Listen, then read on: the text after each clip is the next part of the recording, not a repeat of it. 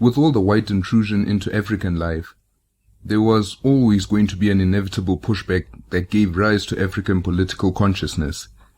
And with the direct involvement of people like Chief Albert Luthuli, political movements like the Natal Native Congress, which in 1923 became the now known African National Congress, and African trade unionist movements like the Industrial Workers of South Africa, the first trade union in SA to organize black workers, which later became the Industrial and Commercial Workers Union of Africa. It gives the suggestion that not only was football used as a grounds for social activism, but that it gave educated Africans with a proper avenue to address the problems of class divisions within black communities. At the time, the majority of African footballers and fans were young men and migrant workers performing menial jobs. Most had little to none formal education, spoke their home languages rather than English and Afrikaans, and practiced African religions and customs.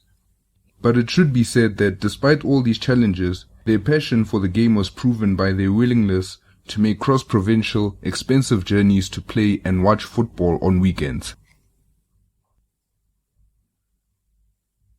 While their passion was second to none, their administrative abilities were left lacking, which left it up to the educated African men to organize and handle things. For these men, formal education was a key weapon to obtaining proper employment. Knowledge and use of English allowed them to be viewed with more status than their brothers, but with football being a focal aspect of everyone's lives, it only strengthened the connection between the African elites and the working poor. But despite their love of the game, something else held them tighter, which was, once again, African nationalism. Although being classed differently in terms of status, they still lived the same lives by virtue of being black. Football functioned as a vehicle to give self-expression and affirmation to African identity. Now, as a general definition, African nationalism in South Africa is a political ideology that aims to improve the status, rights and position of Africans in what was a society dominated by Western intrusion and influences. It sought to unite all indigenous groups in the fight for freedom against racism and discrimination. Its foundings were based on Garveyism, a philosophy founded by Marcus Garvey, a West Indian who moved to the US during the First World War.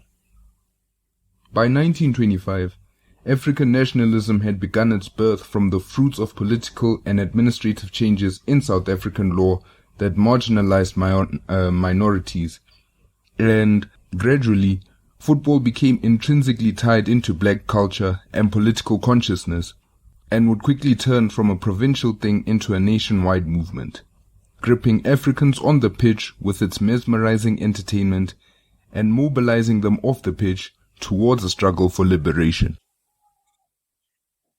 Now on the field, Durban may be recognized as the birthplace for formalized football in South Africa, but Johannesburg came to be known as its Mecca.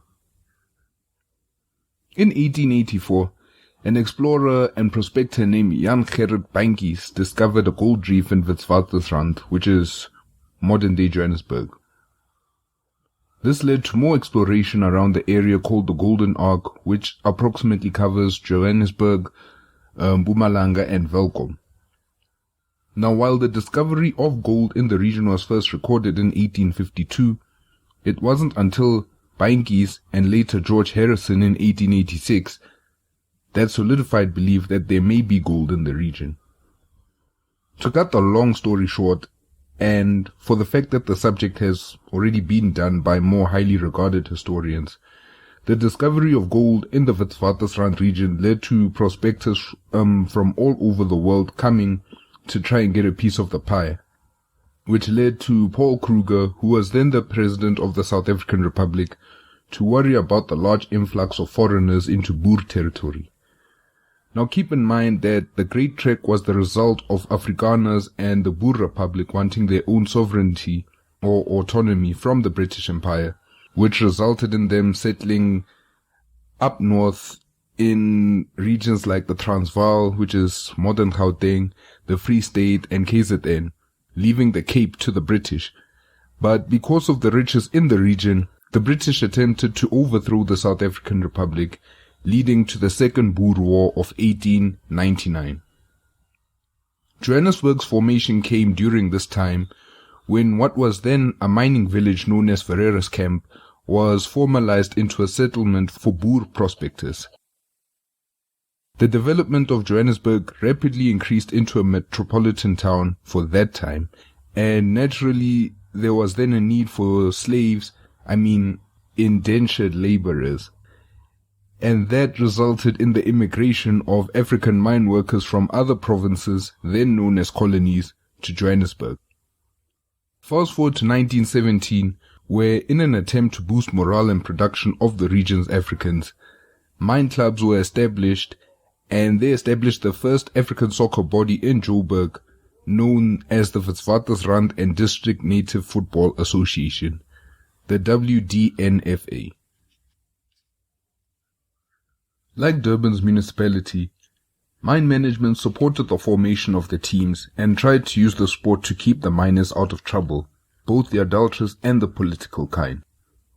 To them, sport was seen as a force to counteract growing African nationalism, and while there were times where it didn't work, the 1920 African mine workers' strike and the resultant Rand Rebellion of 1922, the workers wholeheartedly threw themselves into the sport, providing a much-needed distraction of the hard, arduous lives they lived. But while the mine workers themselves were relatively content with the hard but simplistic lives they lived, the educated African mine captains and clerks sought to shape their lives as individuals, not in the direction that the white authorities wanted. Once again, white imperialism and African nationalism came to the forefront, each with their own goals, proving then and now that politics and football were too intertwined for there to be any kind of lasting peace.